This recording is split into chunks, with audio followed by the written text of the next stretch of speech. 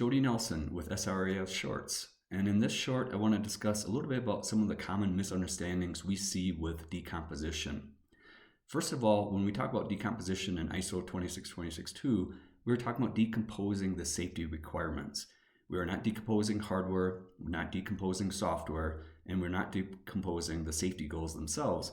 What we are decomposing are the hardware safety requirements, the software safety requirements, the technical safety requirements, FSRs. So we decompose the safety requirements, which then lead, of course, to these parallel independent paths of hardware or independent parallel paths of software.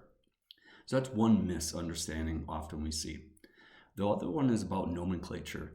One critical aspect of the nomenclature, if we're building up to, for example, an ASO D safety requirement, and we're going to use two ASO B hardwares, we have to use that nomenclature of ASO B of D for those hardwares. Why this is critical, for each of those paths at the hardware level, we can develop them according to an ASO B as in boy level. However, once we get into the integration and we look at the hardware metrics, then we're up back to the original safety goal level of ASO D level. And this brings me to the last point about the FMETA, looking at the hardware metrics themselves. The target value for the hardware metrics does not change because of decomposition.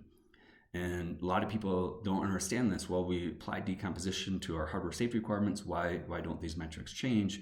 Well, if you think about it in a fault tree analysis perspective, if you truly have two independent parallel paths, these are ANDed together. So mathematically, you do get the benefits because each can have a little bit higher fit rate and still get a lower fit rate at the top.